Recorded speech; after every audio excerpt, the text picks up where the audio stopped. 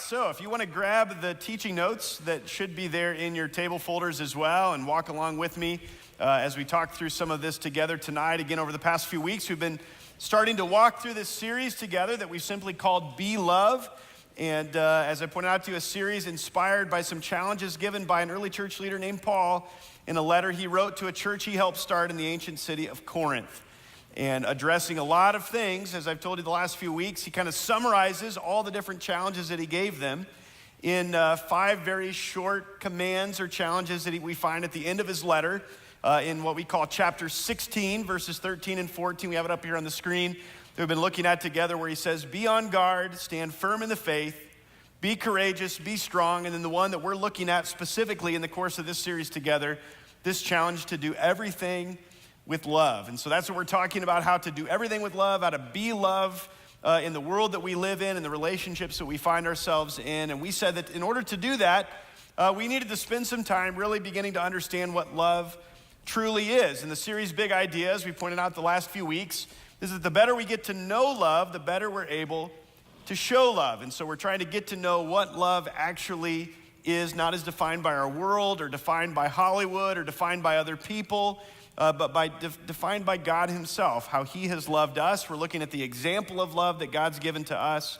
particularly through Jesus when he was here on this earth 2,000 years ago, but then also an explanation of love that this early church leader, Paul, has given to us actually in the very same letter that we read those words that I just read for you a moment ago in 1 Corinthians 16.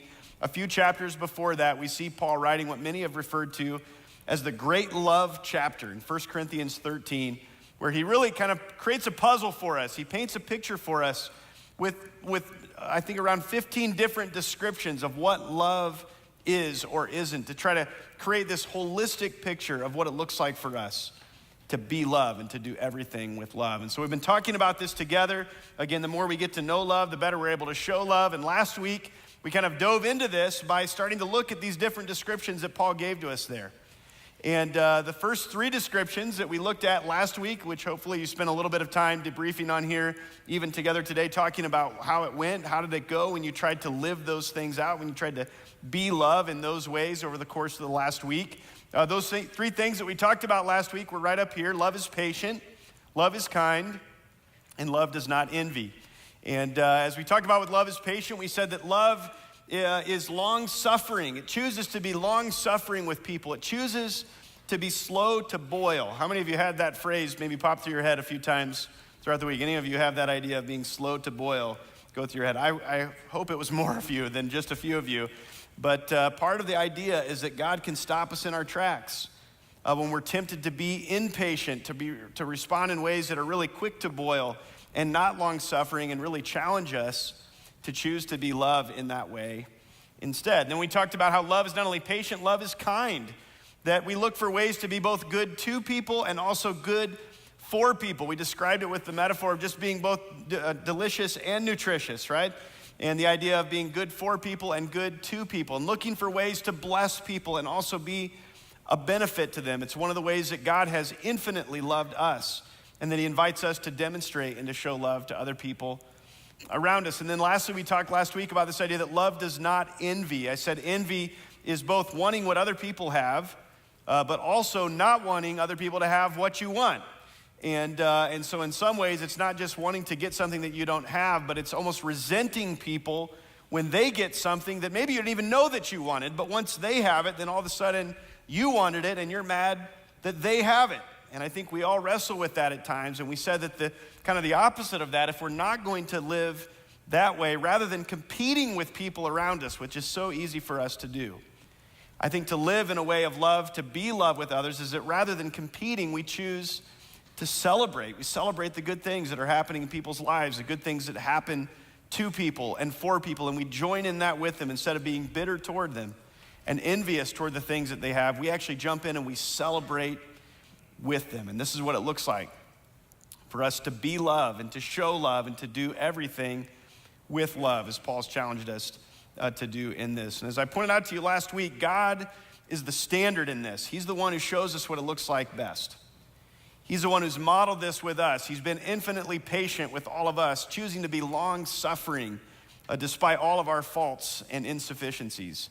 He's certainly chosen to be kind to us and to extend kindness, to be both delicious and nutritious in our lives, to do things that are good for us, but also are good experiences to us that we enjoy and also benefit from. And when it comes to envy, it's not so much that God is going to envy us, but God's not competing with us. In fact, he celebrates with us the good things that happen in our lives to us and for us. And he's the one who sets the standard. He's the one who sets the bar and shows us what it looks like. And then he invites us to come and to follow him and to reflect him in the ways that we love others and showing them how he's loved us in a lot of these same ways. And I mentioned to you last week when we got done talking about this, just 3 of these descriptions can leave you feeling a little bit discouraged.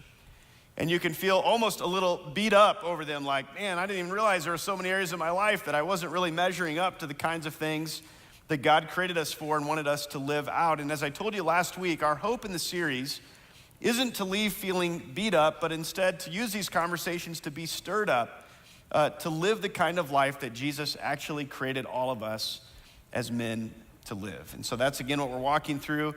As we said, all of these things that we talked about last week that we're going to talk about over this series, all of these are choices that we can make. They're not based on emotions and feelings. They're all choices we can make. And we believe, one of our convictions in this series is that only the strongest will make them. Only the strongest among us will choose these things, as opposed to the other things in life that are so natural and normal for us to choose instead. And we also pointed out that we believe that only Jesus is the one who can help us to actually choose them. So we're leaning into him, we're learning from him, we're learning together in order to be loved. This is what we talked about so far over the course of the series. And tonight, as we continue our conversation together, then what I want to do is I want to kind of wade in a little bit deeper and talk about the next several descriptions that Paul gives to us that we find in 1 Corinthians 13 of what love is and what it looks like for us. So again, if you have your notes, you can follow along there. I want to walk you through a couple of these. And the first 2 I want to talk about with you tonight, we've actually combined together. We've just kind of squeezed them together, and I think you'll see why here in just a moment. While I think they're both a little unique in and of themselves, they also reflect in many ways at their heart, they kind of reflect a similar idea of what Paul is talking about here. And as we read on in 1 Corinthians 13, what we find is that after saying that love is patient and kind and does not envy, Paul tells us this, that love does not boast and is not proud. I want to spend a little time with you on the kind of front end of our talk together tonight talking about this.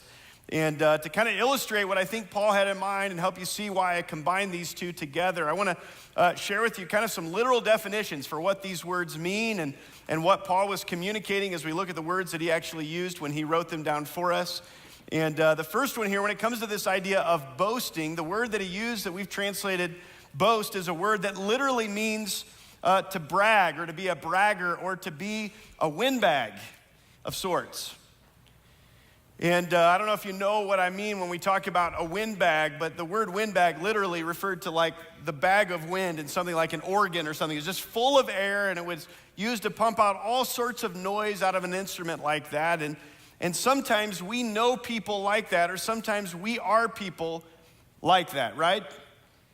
Where we got a lot of hot air, and we let a lot out, we make a lot of noise, sometimes about things that we don't actually know that much about, but we pretend that we do. We make a lot of noise and draw a lot of attention to ourselves. And when he talks about how love does not boast, I think this is part of what Paul's talking about here. He's communicating this idea of being a braggart, of being a windbag, of pumping out a lot of hot air and making a lot of noise to draw attention and focus and a lot of other things to ourselves. Now, the word that he uses here when he says that love is not proud is very similar, but also somewhat unique as well. The word proud, that we've translated that way, is a word that literally means to be puffed up. And you can kind of imagine that in a lot of different descriptions, a lot of different images. One of the pictures that comes to mind with this is something somewhat like I just said there with the idea of a windbag or something like that. But we also think of, if any of you have a fireplace at home, and maybe one of the tools that you use, if you have a real fireplace that burns real wood in there, maybe one of the tools you use sometimes are just like a pair of bellows.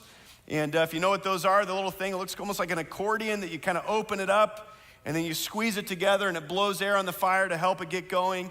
And when you think of that idea of it kind of inflating or puffing up or expanding itself to look bigger than it was before, this is the idea that Paul's talking about. You can imagine something almost like blowing up a balloon. Even with your own body, you can literally picture and imagine what it looks like. I mean, if you all just take a deep breath in with me for a minute, let's take a deep breath in, ready? We literally like puff up, right? And this is what Paul's talking about when he says love is not proud. Essentially, it's this idea of inflating ourselves to make us seem or to make us feel like we're bigger than we actually are. Are you with me? You follow the picture. He says that love does not boast. It's not a windbag. It's not a bragger. It doesn't make a lot of noise to draw attention to itself. Not only that, love is not proud. It doesn't inflate and puff up and fill itself up to try to seem or to feel to others or even to themselves like you're bigger than you actually are. This is what Paul says love is not, that it's not these things. It's not boastful. It's not proud. It's not a windbag. It doesn't puff up. It doesn't inflate to make ourselves feel or seem bigger than we are. One of the other illustrations I'll give you just to illustrate this that I thought of when I thought about this idea of puffing ourselves up, it made me think of one of my favorite movies growing up in high school, a movie, great classical work known as Tommy Boy. And when you think of Tommy Boy, you got to think of the scene where he sees the cute girl at the pool and he says, what?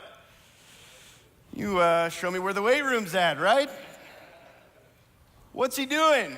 He's puffing himself up. He's trying to seem bigger and stronger, seem like something more than what he actually is. This is what Paul's talking about when he says that love does not boast and it is not proud. And there's some different ways that I think this can show up in our lives at times that I want to point out for you. You see them in your notes there. You can kind of fill these in and think about these with me here for a moment. But I think sometimes we can see this show up in our lives. We can become boastful or we can become proud in these different ways. Sometimes it involves over-exaggerating ourselves, like we were just talking about, and puffing ourselves up, talking a big game, again, drawing attention to ourselves, making it seem like we know more about something than we actually know, making it seem like we've got things pulled together in our life more than we actually do, that we've got things figured out and working for us actually far beyond what we actually have. We kind of over-exaggerate ourselves. I know I've been guilty of that at times, and probably all of us, if we're honest enough to admit it and aware enough to recognize it, we've probably all done something like that before. Sometimes it's not just over-exaggerating ourselves, sometimes it's over-promoting ourselves. Again, this is kind of the windbag idea, talking about ourselves, drawing attention to ourselves, parading ourselves, patting ourselves on the back and trying to convince other people that it's a good idea for them to pat our backs as well. It's singing our own praises and making sure people know how good we are and how smart we are and how far along we've come. Sometimes it's not just over-exaggerating ourselves, over-promoting ourselves. Sometimes to be boastful or proud involves over-defending ourselves. And this is an easy one for us as men. And whenever we feel threatened, whenever we feel like somebody is kind of injuring the perspective of us that we want other people to have of us, the picture of who we are and how we are and what we're capable of and what we can accomplish, whenever that's threatened in some way, sometimes we can kind of puff up. We can become boastful, trying to not only exaggerate and over-promote ourselves, but also over-defend ourselves. I'll share with you a humiliating example of myself with this from years ago. Actually, my brother-in-law, Joel, who's with me, will remember this story because he was there with me, and he could probably tell it and maybe share it in an even more embarrassing way for me. But it happened on a golf course several years ago. And I'm not a huge golfer anymore. I used to like playing golf quite a bit, but that was before kids, when I had much more time and money to myself. But back in the day, we would go golfing every once in a while, and we went out one day, and we were gonna play just a quick round of 9 holes, just the two of us. And when we went out, one of my least favorite things to do when I go golfing is I hate when other people are watching me hit. And I know it goes with it, and that's just how it works, but one of my least favorite shots of every round of golf is the first shot on the first tee, right? Because you're tight, you don't know how you're gonna hit it unless you hit some range balls. You're not sure which direction that thing's gonna go. You're not sure if you'll hit it solid and act like you meant to do that, or you'll just kind of whiff it down the fairway or something. And so we get to the first tee box that day, and we show up, and there's a whole group of older guys that are there. And they're all kind of together, and they see the two of us come up. And since there's just two of us and there's a whole group of them, they say, you know what, why don't you guys, we're scheduled, why don't you just go ahead and play through and you guys can get off first and get out ahead of us. And my pride in the moment was almost like, you know what, we'll wait for 2 hours, don't care, just you guys hit, and I'm just gonna wait my turn here. And so we step up and you get up there to hit, and of course you play the part. You act like you've been there before, you've done it, you're all confident, I'm gonna step right up and show you how this is done. But inside, my heart's racing, I'm like, just don't mess up, just don't mess up, just don't mess up. And so I swing to hit the ball, and normally if I mishit a tee shot, I'm one of the guys that I will pull it or duck hook it, if you know what that means. But on this occasion, I swing back, and I come through, I'm a little nervous, and I shank the ball like straight right. Humiliated, right? You know, this is just exactly what I was afraid of doing. And yet then to make things worse, one of the kind older gentlemen that was standing there watching me that day, somewhat loud, awfully obnoxious, he, of course, didn't just watch and observe quietly. He had to chime in and be a commentator. And as soon as I hit this, I'm already just like, oh man, that was horrible. And he yells out, he says, whoa, a slicer.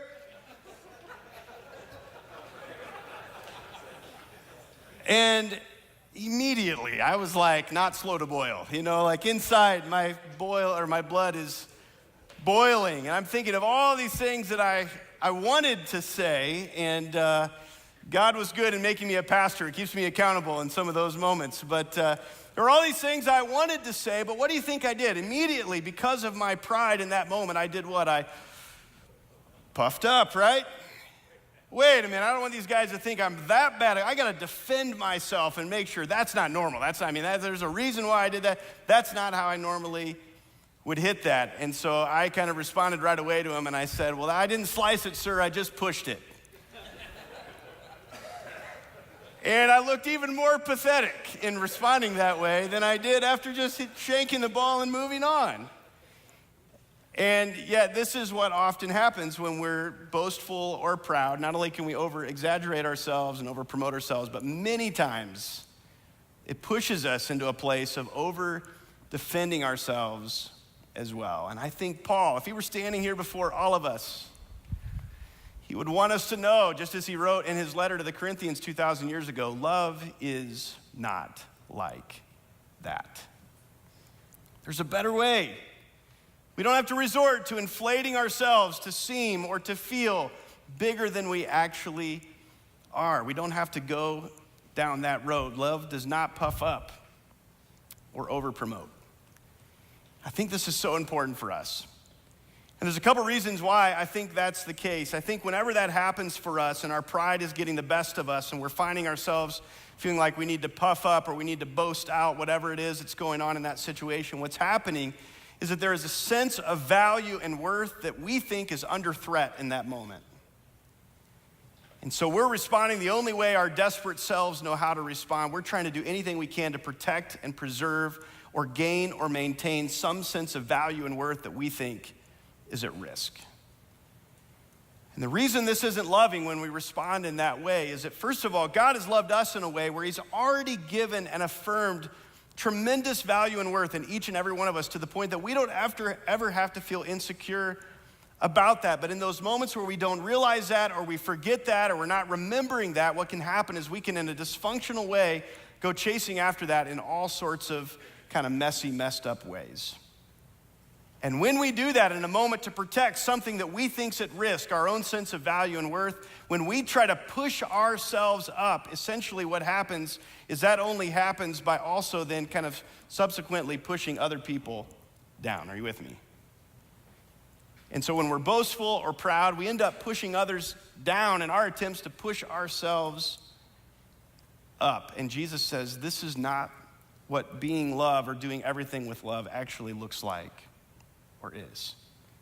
Now, we have all sorts of examples in our culture of how not to do this, right? I mean, you don't have to look very far. You can look in, whether it's athletics, or you look in politics, or you look in Hollywood, or you look in your family, or you look around the table. I mean, we can find all sorts of examples of how not to do this. I think the the one example of someone who has absolutely done this right every single time, of course, is Jesus. And I want to point you to him tonight and just remind you of the example he gave to us, actually in a passage that we find in the scriptures written by the same guy, Paul, that's been writing all this stuff we've been talking about. There was another church that he wrote a letter to in the city of Philippi, and it's called Philippians in our Bible. And in Philippians chapter 2, I want to read for you Paul's description of Jesus for us there. Here's what he says in verses 5-8. He says, guys, in your relationships with one another, have the same mindset as Christ Jesus. What was the mindset? Here's what he says. Jesus, being in very nature God. In other words, Jesus is God himself. And yet he didn't consider equality with God something to be used to his own advantage. Instead, Paul says he made himself nothing by taking the very nature of a servant, being made in human likeness, and being found in appearance as a man. He humbled himself by becoming obedient to death, even death on a cross. Here's Jesus. Jesus, God himself. I mean, he's the one. He never chose to be puffed up or to over-promote himself, but he's the one, if anyone deserved to do that, it was actually Jesus. I mean, he's the one who actually stands head and shoulders, even infinitely far above and beyond all of the rest of us. If anyone deserved to be puffed up and promoted out, it was Jesus. And yet, even though that was him, what we read in this description that Paul gave us here is that Jesus didn't use that to his own advantage. He didn't come to hold that over us or boast that over us or belittle us to exalt himself. In fact, he did just the opposite. He emptied himself. He became even a servant to the world that was created to serve and honor him. And he chose to be humble instead. And then he looks at all of us and he says, come follow me. This is the way to be loved.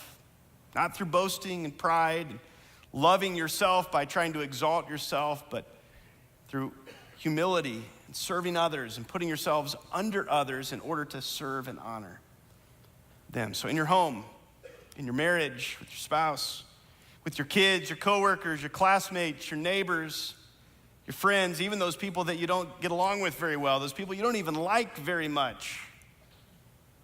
If we want to be loved with them, we have to wrestle with and ask, are we puffing up and promoting ourselves, or are we choosing love instead, to be love by choosing humility to serve others around us instead? Love does not boast. It is not proud.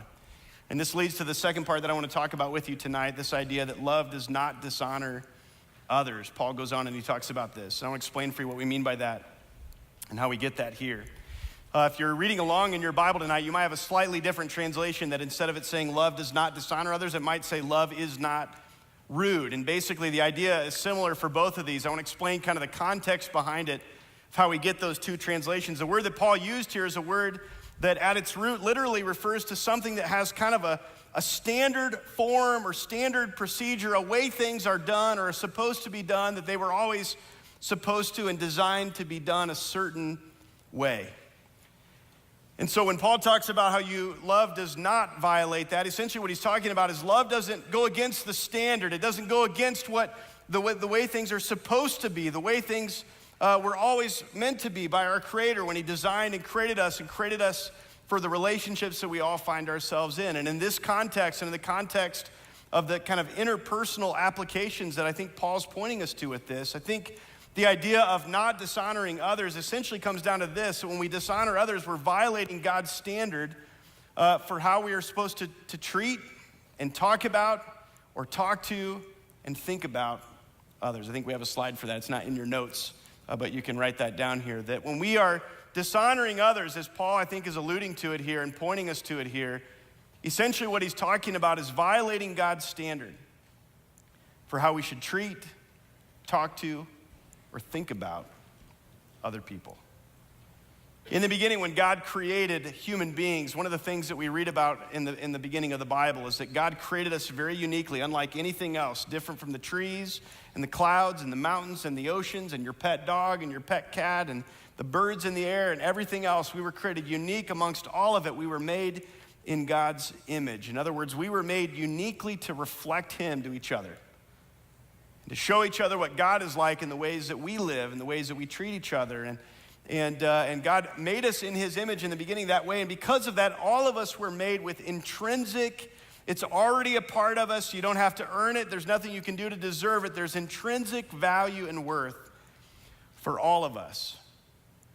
And that's the standard that God's given us. That's kind of the expression of how it's always supposed to have been. And so anytime that we talk to people, or anytime we treat people, or anytime we think about people in any way that's less than that, we're being rude or we are dishonoring them, the way Paul talks about it here.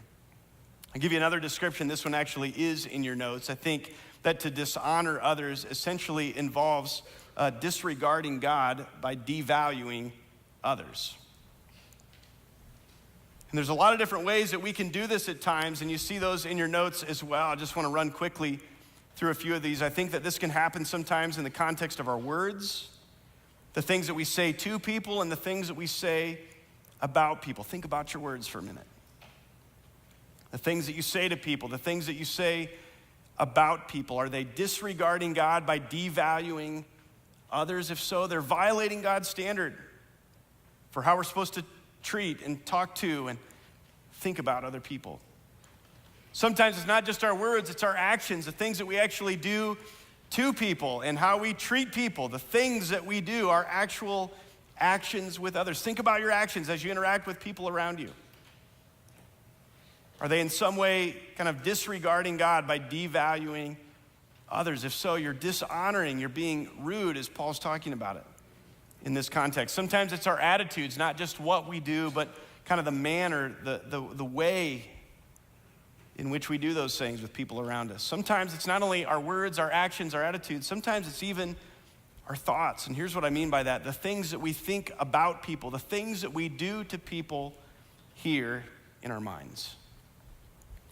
We realize if you look at Jesus' teaching at all, you quickly understand that Jesus upped the kind of bar on this big time in his day. Jesus talked about things where he said it's not just enough to not murder people. He said you shouldn't even think murderously about them.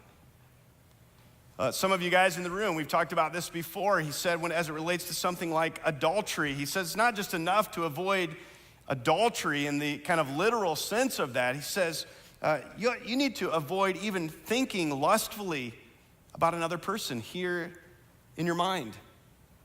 I know this is an easy target at times for guys, and it's something that guys tend to gravitate toward and talk about in church settings like this. And I don't like to just beat this one drum, but I do think it's important to come back to. It's such an important issue in our day because it's something that so many of us wrestle with all the time. Our sexual immorality, issues of lust, issues of pornography.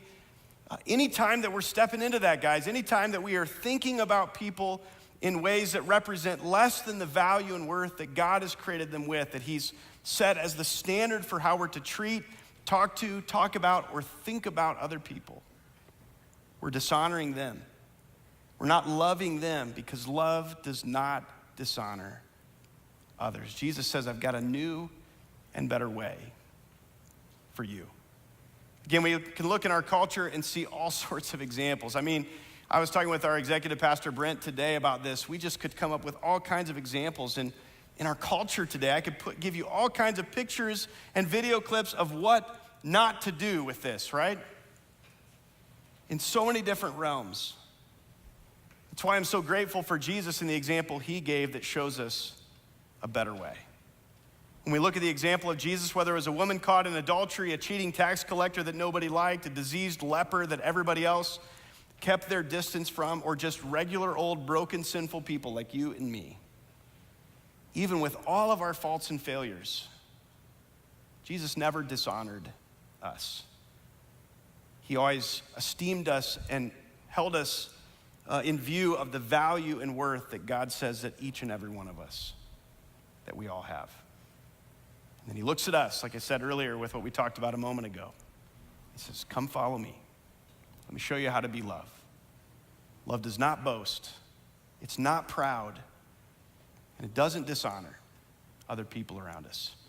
And our challenge tonight, as we think about this just like we did last week, is when we think about these things and we want to love in the way that God has modeled it for us and given to us, that rather than being boastful and proud and puffing up and promoting ourselves, rather than disregarding God by devaluing others, that we would choose something else instead, that we would make the strong and courageous choices to be humble and with humility to choose to honor others around us, just as God has been humble and has chosen to honor each and every one of us.